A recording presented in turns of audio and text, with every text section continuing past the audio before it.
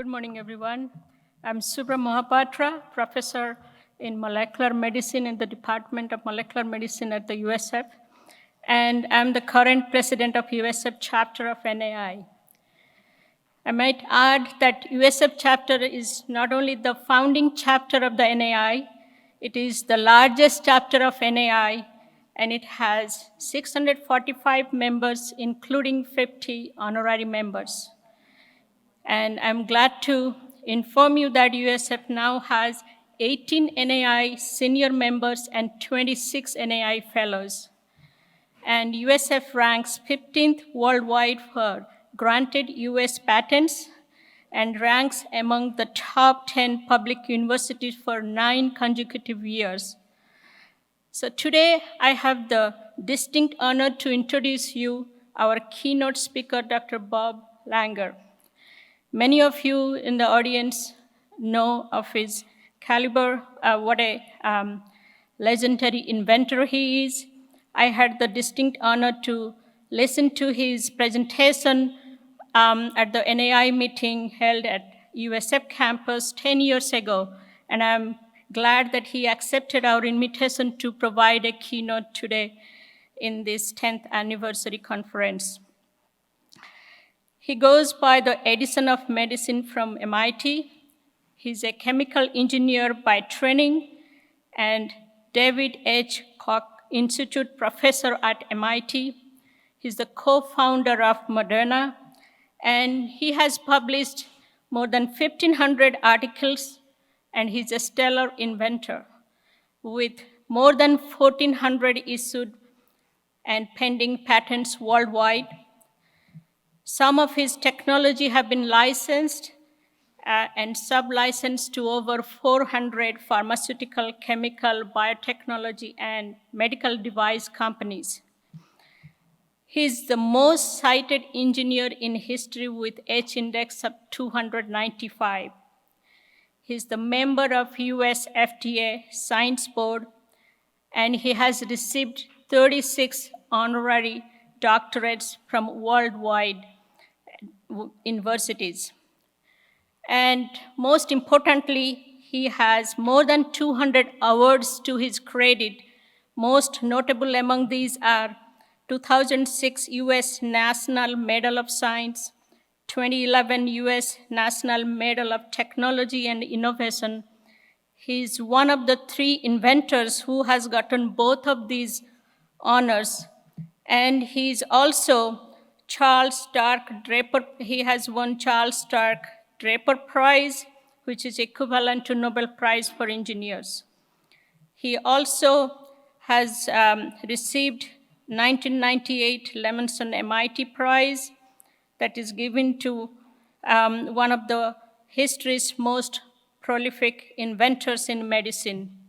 He's elected to National Academy of Science in 1992 and to National Academy of Inventors in 2012. His pioneering work is at the interface of biotechnology and material science, and major focus of his study has been to develop polymers that deliver drugs, particularly genetically engineered proteins, DNA and RNAi. So without further ado, let's tune in for Dr. Langer's keynote address. Thank you. Thank you for such a kind introduction, and congratulations to everyone on this 10th anniversary. I thought I'd go give a little bit different version of a talk and actually do it through some of my patents. So if we could go to the slides, please. If we could have the first slide. Can someone tell me when the first slide is up? Yeah, let's go to the next slide. Okay, so basically the way I got involved in this really was a very, very circuitous route. When I was a postdoc, I'm a chemical engineer, but most of my friends went to work for oil companies, and I wasn't excited about that, and I ended up taking a very low-paying job, but it was a very exciting job to me, which was being postdoctoral fellow in 1974 for a man named Judah Folkman, a surgeon. And if we go to the next slide, I'll tell you Dr. Folkman's idea. Dr. Folkman had this idea that if you could stop blood vessels, you could maybe stop cancer. And when you look at this slide, what you see is the way he thought tumors grew, that somehow they start out small, they grow in a three-dimensional mass, and when you get to the bottom middle of this screen, what you see is it's maybe a millimeter cubed, and then the tumor runs into a nutrition problem. It can't get nutrients or get rid of waste, and so it would not grow any further, he said. But his theory was that the tumor secreted a substance, which he called TAF, tumor angiogenesis factor, that caused the surrounding blood vessels, which were normally doing nothing, to start growing to the tumor. And then as you go to the upper right, what you see is now that tumor is vascularized, that solves the nutrition problem for the tumor. It gets bigger and bigger and bigger. And then it can actually spread through those blood vessels. That's a process called metastasis that often kills. His theory was that if you could stop the blood vessels from growing, achieve anti-angiogenesis, maybe that would be a new way of possibly treating cancer and other diseases. I thought this was terrific, but it turned out that all the biologists and MDs were very skeptical. So my job was when he hired me, was to prove he was right, and in so doing, isolate the first blood vessel inhibitor. If I could have the next slide, what we did is probably one of the keys to ever solving a problem like this is to create a bioassay. There was no bioassay to study blood vessels, so we had to invent one. And what we did is put tumors in the eye that would cause blood vessels to grow over maybe an 8-week period. And then what we needed was a sustained release polymer or lipid that could deliver the large molecules that we believed angiogenesis inhibitors were for periods of time. But Dr. Folkman was on the board of the one company in the world that had worked on any type of drug delivery at this time. This was, like I say, early 1970s. And he went there and he talked to them, and they had a number of Nobel Prize winners on their board. And they all told him, if we could go to the next slide, that this was not possible. They said large molecules just are too big to diffuse through solid materials. They said it was like walking through a brick wall. In fact, the literature said the same thing. Next slide. That the use of these systems was virtually restricted to small molecules. Sometimes I say I hadn't read any of this, so I tried anyhow. I actually spent about 2 years experimenting with different techniques. I actually found over 200 different ways to get this to not work. But eventually, if we could go to the next slide, I was able to make little microspheres or nanospheres. And you see a picture of one on the left and it cut in half on the right. And we published in the British journal Nature, next slide, in 1976, that you could use this approach to deliver molecules of any size. You see proteins on that graph, but in that same paper, this was actually the very first paper, to my knowledge, where nucleic acids like DNA or RNA were also released from these tiny little systems. So here for up to 40 days in that paper. This becomes important later as I discuss Moderna and other things we've been involved in. Now, but this was, like I say, 1976, a long time ago. So at any rate, one of the things that we also did, because I remember when I'd write grants, all the reviewers said you had to be able to get constant release. So we developed some mathematical models, and we were able to get constant release if we wanted to. This is shown on the next slide, where we're releasing albumin at a steady rate, albumin 68,000 molecular weight, and we're releasing it at a steady rate for over 50 days. But when I first presented this work at a scientific meeting, this was, again, 1976, it was 45 years ago. So I was very young then, 27, and I remember practicing this talk for weeks, and I got up and I gave this talk, and I thought I did okay. You know, I didn't forget too much what I intended to say. I didn't stammer too much. So I thought all these older scientists listening to it would want to encourage me, this young guy. But when I got done, I stepped off the podium, and a whole bunch of them came up to me and they said, "We don't believe anything you just said." They said, as shown on the next slide, that just what the ALSA people said, that large molecules can't diffuse through solid materials. They also said that organic solvents, which is what we were using, they would destroy proteins, peptides, or nucleic acids. And actually, for my career, things actually went downhill from there. I wrote research grants to try to support my work. And my first 9 grants were really soundly rejected. I remember getting reviews back saying, like, how could Dr. Langer do this biological work or cancer work? They said he's an engineer. He knows nothing about biology and even less about oncology. Now, even I knew enough about math to know that that was probably not possible, but it didn't matter. They were reviewing it, not me. So that was discouraging. And then, you know, I liked being a postdoc, but a lot of my friends said to me, Bob, it's probably not good to be a postdoc forever. So I started applying for faculty positions. And as I mentioned, I'm a chemical engineer. So I applied to chemical engineering departments. But every single chemical engineering department in the world rejected me, probably pretty much for the same reason, saying that this bio stuff, or at least I like to think that was the reason, that this bio stuff didn't make any sense. So finally, Dr. Folkman knew Nevin Scrimshaw, a famous nutritionist, who was also on that ALSA board. And he introduced me to him. And Dr. Scrimshaw, he was like the kind of department head that was like a benevolent dictator. So he liked me, and he offered me this job as an assistant professor in the nutrition department. But he didn't ask anybody else in the department what they thought. Now, that might have still been okay, except for the fact that the year after I joined that department, Dr. Scrimshaw left. So a lot of the senior faculty decided to give me advice, and their advice is I should leave too. In fact, on the next slide, this is one of my good friends, Mike Marletta, who's also in the National Academy of Inventors. He's also in the National Academy of Sciences. And a few years ago, when I won an award, they asked him to give a speech, and he reflected what it was like to be a faculty member with me at MIT in 1979, 1980. I'll just read you what he wrote or said. This is just a portion. But he said, one evening I went to a faculty dinner at a Chinese restaurant with myself and some senior MIT professors. He said, a senior scientist sat quizzing us while smoking a cigar. He said, when the older scientist heard my concepts for drug delivery, he blew a cloud of smoke in my face and said, you better start looking for another job. So that was kind of discouraging, but I'm still at MIT, so it's okay. At any rate, you have 2 choices, right? You can quit or you can keep trying. I kept trying, even though it wasn't easy.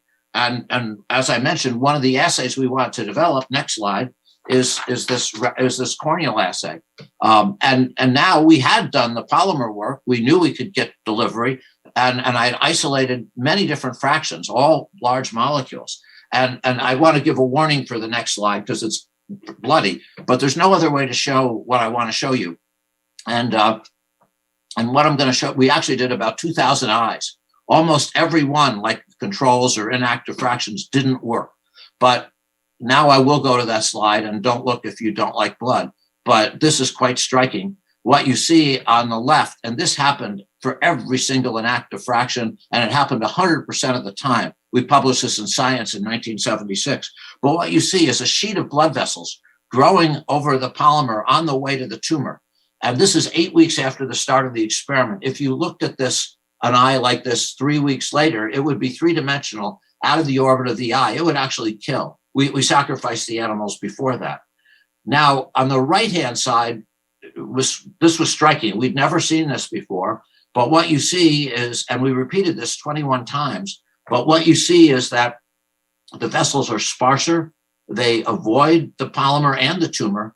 And it turns out that 60% of the time, roughly, these tumors never grew, which was really incredible because it started to show that maybe this would be a new way of thinking about possibly treating cancer. So we published this in Science in 1976. But as any of you in the audience who are involved in medicine know, especially drugs, medicine, designing new drugs, it takes a lot of money and a lot of time to create these things. And so what happened is it took 28 years from this paper before the first blood vessel inhibitor was approved by FDA. And literally billions of dollars and great work from people at Genentech like Napoleon Ferrara and others. But what the next slide shows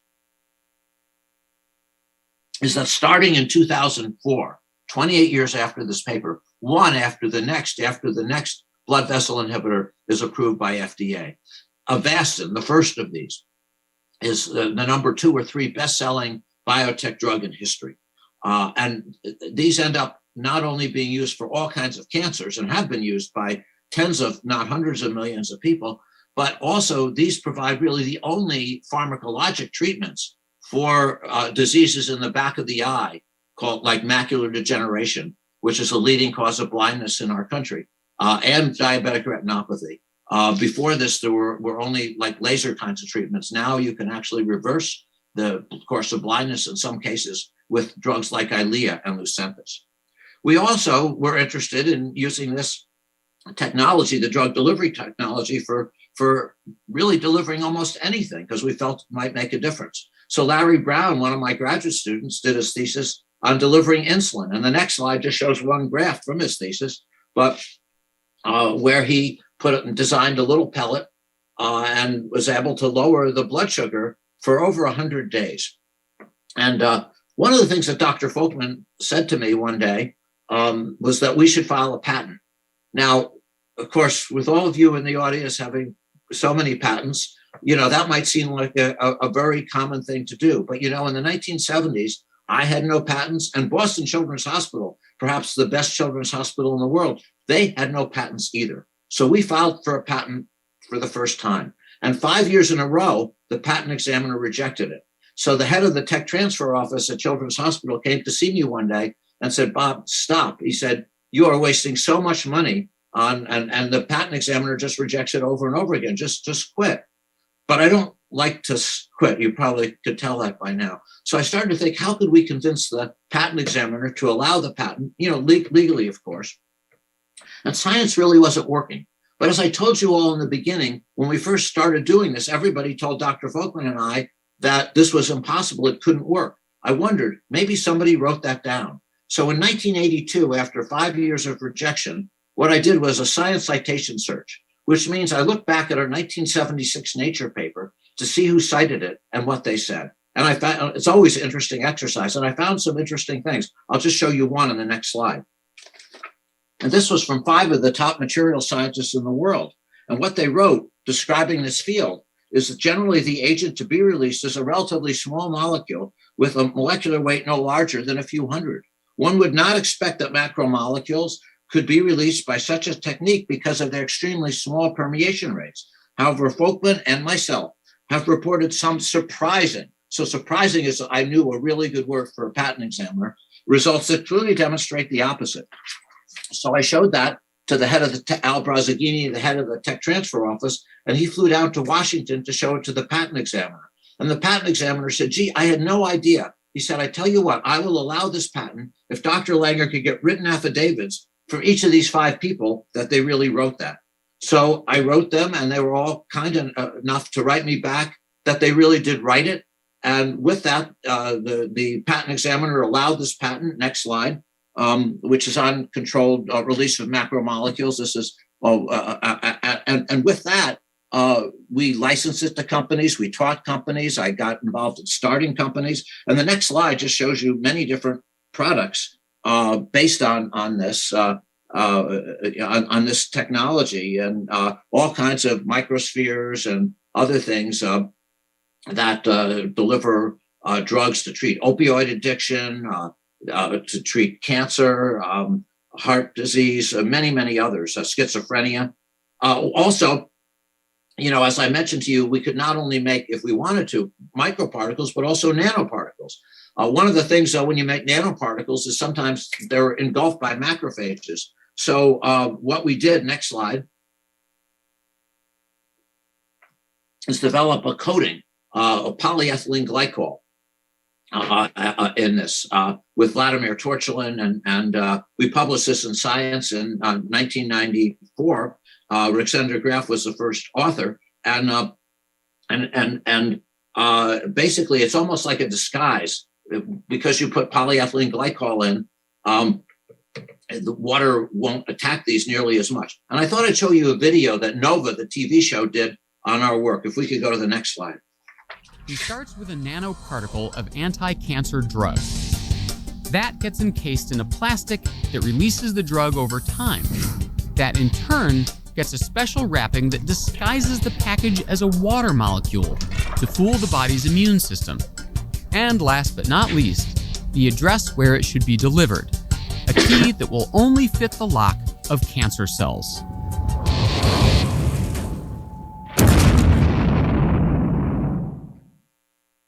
So I should tell you that it doesn't blow the cell up quite that way at the end, but you get the idea. And so we also filed patents on this, just to show you one on the next slide. And what, of course, what's wonderful about these nanoparticles, and I'll get to Moderna in a second, is that they can protect molecules like DNA and RNA, also small molecules. We've looked at it for targeting, but let me tell you the Moderna story. And that, of course, started many years after we did this, but this was in 2010, and this was done by Derek Rossi at Harvard, Ken Shen at Harvard, myself, and Nubar Afeyan, who was an MIT grad and started Flagship Pioneering. But basically, the next slide shows you what I will call the central dogma of molecular biology, which is that DNA makes RNA makes protein. And of course, I'm sure all of you know that protein therapeutics has grown from something where there was really only one drug for many years, insulin, to now many. In fact, almost, I'd say 70% of the best-selling drugs in the world are protein drugs. But it takes, as you may know, if you do like ever had a flu vaccine, it may take a year to make these, and you have to grow eggs and purify things, and takes a long time. And also there's a lot of diseases you can't treat, intracellular diseases, membrane-bound diseases. So the thought was that if we could make RNA therapeutics, then you could just give the patient RNA and the body will make the protein. And you could also, as I'll go over, make these very quickly. It won't take a year. In fact, it can take a couple of days, as I'll go over. But so the beauty is, if you could do RNA therapeutics, it could be potentially revolutionary. I had been an advisor for Genentech starting in the 70s, and I could see the enormous impact that they and Amgen and other companies had made on protein therapeutics. But here was a way we thought that could totally even transform that by using RNA therapeutics. By the way, RNA is an easier delivery problem than DNA. DNA, you have to get to the nucleus. RNA, you just have to get it inside a cell. So our thinking was is you could create the RNA, put it in nanoparticles, in this case, lipid nanoparticles. And again, all these nanoparticles, by the way, are polyethylene glycol, what I showed you before. But basically, that was the idea. So we started Moderna. And Moderna now, I'll just go through this very quickly, has something like 14 or 15 products in clinical trials. Just to show you the next slide, well, what you see is many different ones for different vaccines and clinical trials. And the next slide also shows others in clinical trials and others in development. But there are vaccines, there's new treatment for heart disease, we're looking at personalized cancer vaccines, rare diseases, and so forth. And it's been remarkable how fast Moderna has grown. And in fact, I believe today it is considered the most valuable biotechnology company in the world. If you look at market capitalization, even though we only started it 11 years ago, and many others started well before that.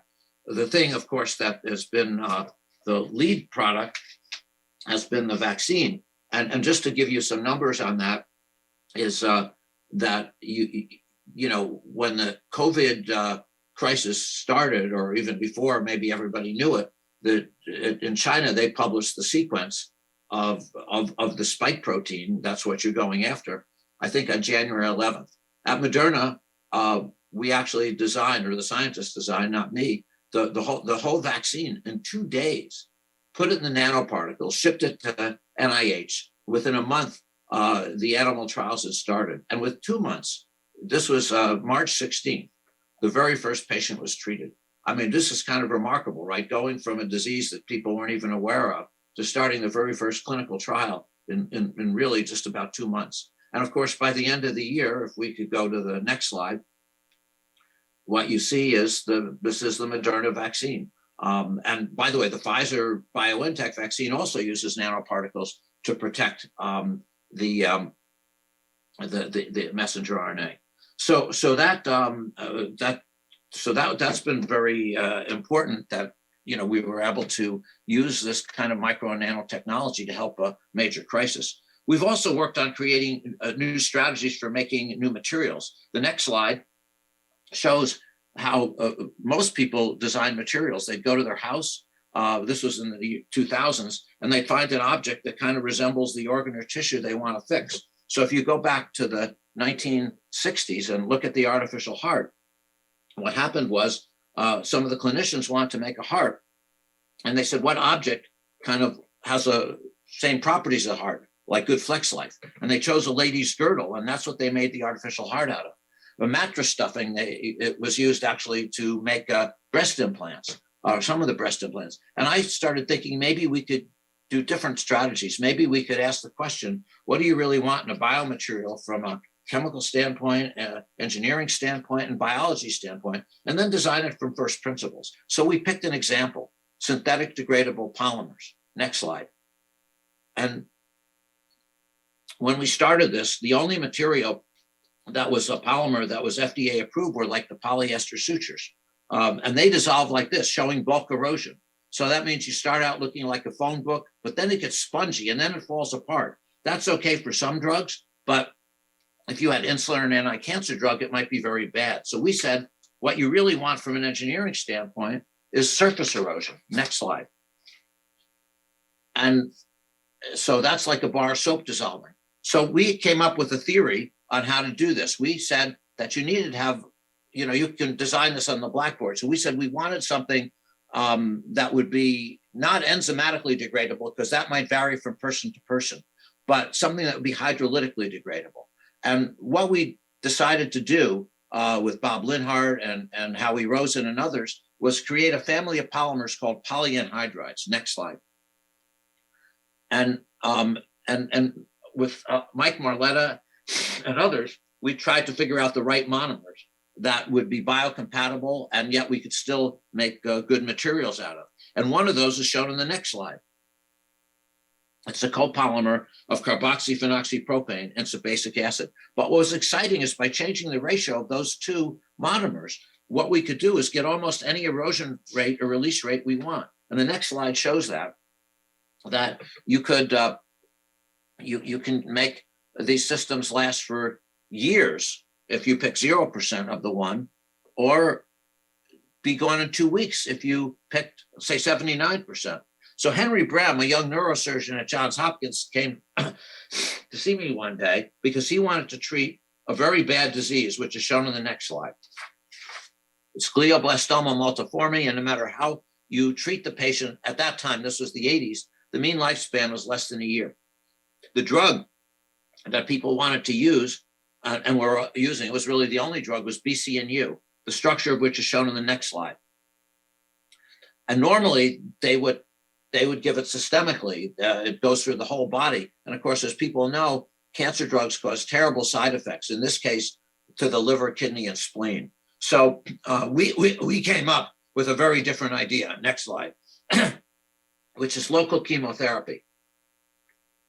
And the idea is that you could allow the neurosurgeon, like Dr. Brehm, to operate on the patient, remove as much of the tumor as he could or she could, but before they close the patient up, line the surgical cavity with little wafers of the polymer and the drug. That's the first bullet. The drug normally only lasts 12 minutes, but when you put it in the polymer, it's protected. And on the final bullet, what you see is that you get high concentrations in the brain where you want it to be, and low concentrations in the rest of the body where it could cause harm. So here again, we were starting this in academia, but I wanted to raise money, so we wrote grants, and we did terrible. I actually saved a lot of the grants. The next slide shows some of the reviews. When we first proposed this, the reviewer said the polymers couldn't be synthesized, but I had a very good graduate student, Howie Rosen. Howie later became president of ALZA, a $12 billion company, and he has been elected to the National Academy of Engineering, and he synthesized them. So we sent the grant back, and the reviewer said, well, now in 1983, that the polymers have anhydride bonds, they'll react with whatever drug you put in. But I had two other postdocs, Bob Linhart and Cam Leung, and they're both elected to National Academy of Inventors. Cam is at Columbia, Bob at RPI, and they showed there was no reaction. We sent it back again, and the reviewers said, well, it still won't work the polymers are fragile. They'll break. They're low molecular weight. But I had another couple of postdocs, Avi Dome, who's now Dean of Pharmacy at Hebrew University, and Edith Mathiowicz, who's a full professor at Brown, also a member of the National Academy of Inventors. And they showed they could make them very strong. And so they weren't fragile. Sent it back again.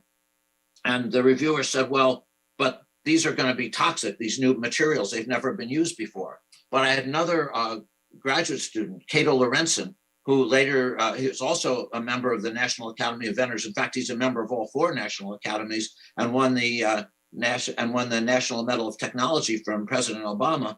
And he showed actually they weren't toxic at all. They were very safe. Sent it back again, and the reviewers in 1988 said, but it won't diffuse far enough to kill remaining tumor. But Mark Saltzman, another one of my students, who was the inaugural head of Yale's Department of Biomedical Engineering, showed that it did diffuse far enough. And actually, Mark also is a member of 3 national academies, including National Academy of Inventors. Anyhow, you can probably tell from the way I'm speaking that I'm very proud of how our graduate students and postdocs did, whereas the reviewers, they haven't done so well. Let me just show you what this looks like. The next slide is a picture of a little wafer going into the brain. The next slide shows you what it usually looks like with 6 or 7 in the brain. Next slide. I never like to leave those on too long. My wife once came to a talk I gave, and I asked her at the end what she thought. And she said, well, Bob, the talk was okay. By the way, that's very high praise. But she said that I shouldn't have left those slides on for 10 minutes because all the engineers were turning green. At any rate, just to show you some clinical data, next slide. So what you see is you get a 5-fold increase in survival for this early clinical trial. But even if you go a few years ago, next slide, and you look at 5,000 patients, I'm sorry, if we could go back a slide. Yeah, if you go to 5,000 patients, what you show is that it ends up being safe and effective. And by the way, there's no cure for brain cancer, not even close. But this has been used now for the last 25 years in over 30 countries since its approval in 1996. I thought I'd tell you a patent story or a little bit of a story about some of this too. When I first started coming up with this idea, and this was in the early 1980s, Howie Rosen was my graduate student, and I mentioned to him, about this, and I said, but could you do a literature search to see if anybody's written anything on polyanhydride? So he did, but he didn't find anything. So I said, well, go back earlier, like go back to 1970, and he didn't find anything. So I said, well, maybe go back even earlier to 1960, and he still didn't find anything. And so, of course, if you're an advisor, you can tell your students to keep looking. So I said, well, let's just try one more time, go back to the 50s. And interestingly, starting in 1959 and going backwards, there were many articles on polyanhydrides. And the next slide just shows one of them. And it was basically by a man named Yoda in Japan. And we looked at this, and he was trying to make clothes out of this. So Howie said, look, Bob, I did all this work. It turns out in 1981, I had to give a lecture in Japan. So I went to Japan, and it was a giant conference. And I started looking at everybody's name tag to see if I could find a Yoda. And actually, I found 3, but none of them were this particular man. But notice he works at Toyo Rayon Company. So on the very last day, I was sitting next to somebody, and I got very used to looking at name tags. And I looked down at his name tag, and it said Toyo Rayon Company. And I said to him, I said, do you know Dr. Yoda? And he said, Dr. Yoda? He said, sure, he's in New York City.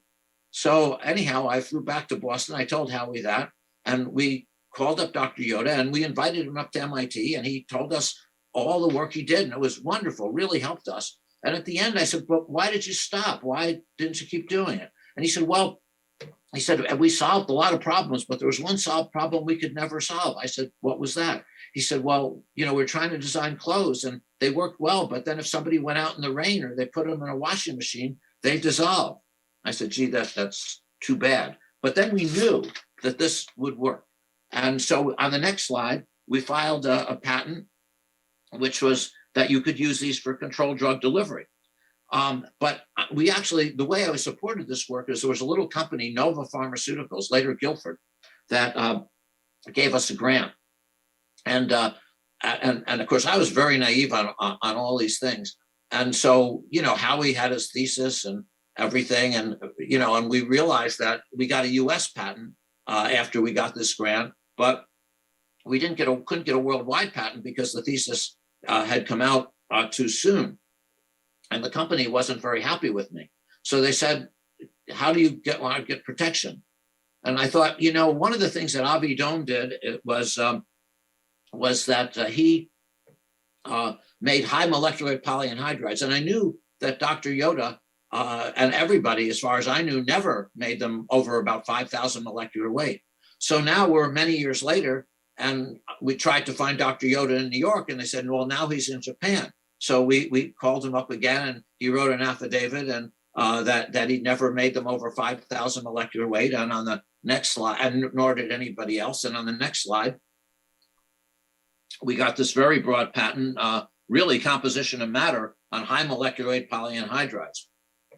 We also thought that you could use these approaches for delivering all kinds of drugs, not even necessarily drugs to the brain. So with Henry and Avi, we got 2 other patents shown on the next slide.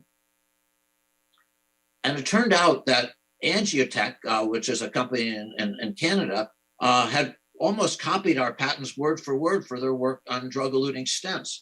So Nova, and Guilford, the companies that license this, and MIT and Johns Hopkins talked to them, and they said, you're undoubtedly infringing on our patents. So they licensed these patents, which ended up being key to the development of all these drug-eluting stents, a picture of which is shown on the next slide.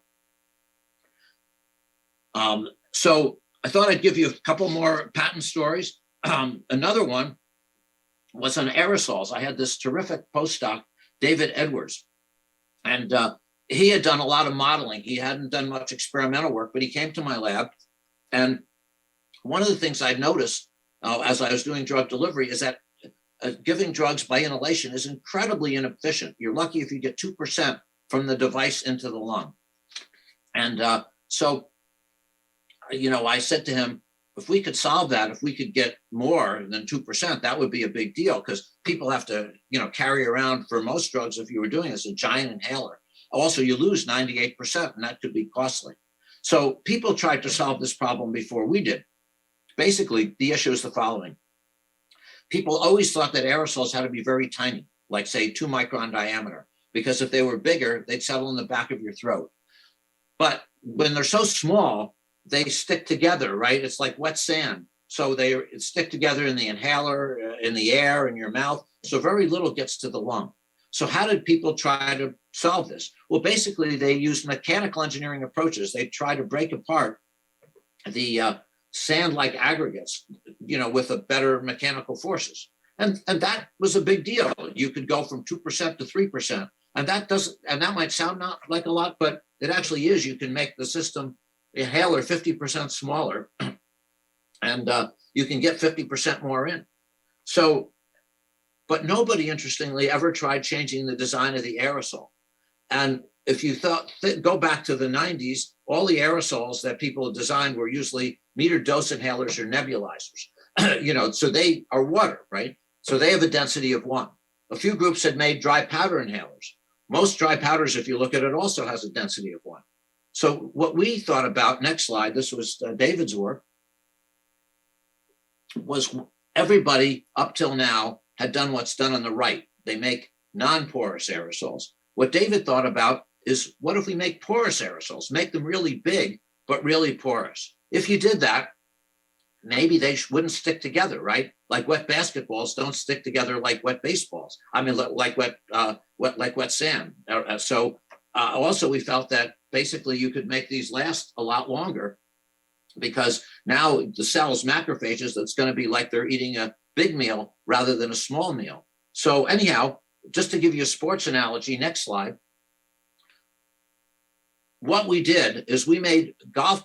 If you look at things under the microscope, before us, everybody made little golf balls or little baseballs, density of 1. We made like wiffle balls. This was done by Justin Haynes and Noah Lotan, Giovanni Papinetti, and Jeff Perkash. But what you could see if you take an Anderson impactor, which is a way of testing these, next slide, is you can get 10 times more in, which is huge. It's not 3, it's not 50, it's a huge amount more in. And if you go to an animal experiment, next slide, also you get 10 times more in. And if you go to a human experiment, what you can do, next slide, is that basically you can make it last for 3 days. So again, we filed a patent, next slide, and it was a very broad patent which covers any agent in a particle with low porosity. And that's really changed a lot of aerosol science. In fact, just to show you one recently approved product for Parkinson's, next slide, you take this tiny inhaler, and normally that you can fit in your hand, and normally, and this is now FDA approved, and normally what you do is you at most with an inhaler this size, you could put 2 milligrams. This one you can put 70 milligrams. We're also working with the Gates Foundation to bring these things to the developing world as well for different diseases. So the last thing I want to talk about is using materials not for drug delivery so much, but for helping create new tissues and organs. If I could go to the next slide, which is a little baby who's dying of liver failure. And he's a patient of Jay Vacanti, who's my close collaborator.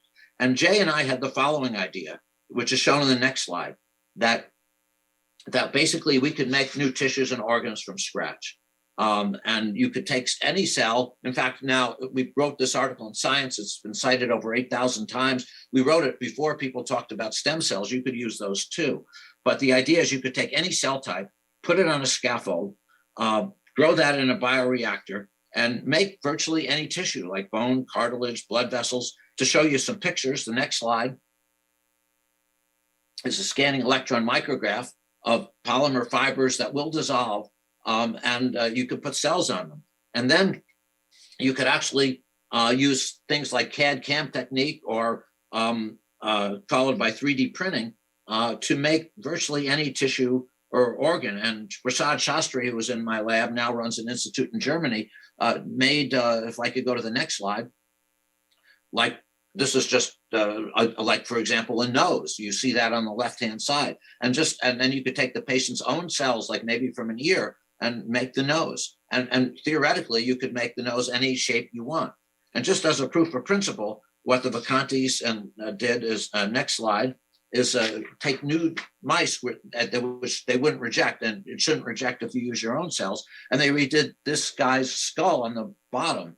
And if you go to the next slide, what you see is the guy on the top, they redid his cheek. And if you open this up on the next slide, open the animals up, you see pure white glistening cartilage. So and it's actually cosmetically and histologically looks exactly like cartilage, but it's not as strong as regular cartilage. Nonetheless, the Army came to see us because they felt it would help, cosmetically on patients. So Linda Griffith and Jay Vacanti and I, we got a grant from the Army because they wanted to see if we could help soldiers who came back from Iraq or Afghanistan without certain body parts like ears. And on the next slide, you can see an ear that Linda made on the left with a high-power scanning electron micrograph on the right.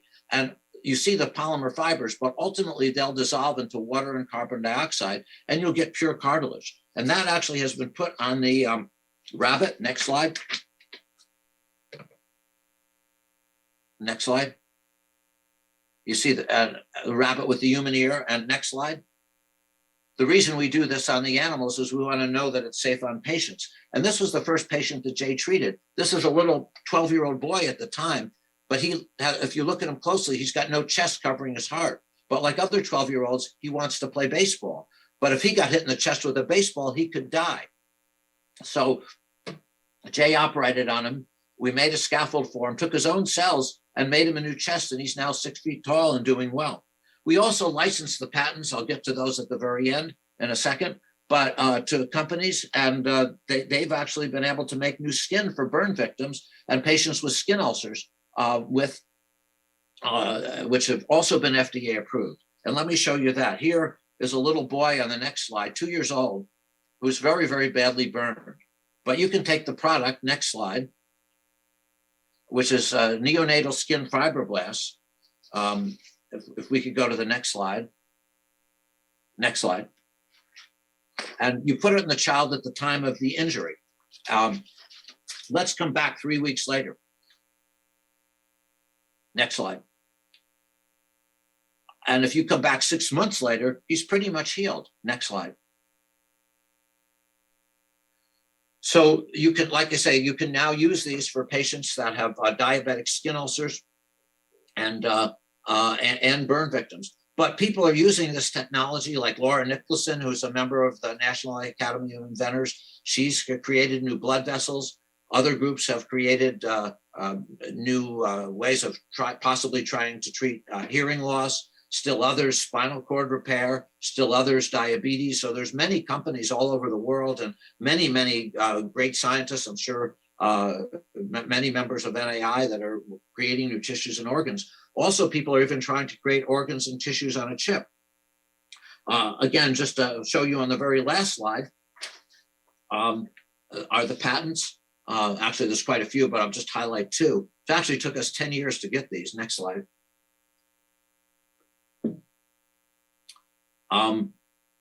So these patents are ones by Jay and myself on sort of the basis for tissue engineering and covering the skin work that I told you, but also other things. Of course, they're expired now, but that's one of the tough things in medicine. You know, you come up with some of these ideas and you know, the patents only have a finite lifetime. But again, our goal is to try to help as many patients as we could. And so it's wonderful to see, you know, companies and scientists, you know, developing all kinds of improvements and new technologies on this. So in conclusion, I want to thank you for having me this morning.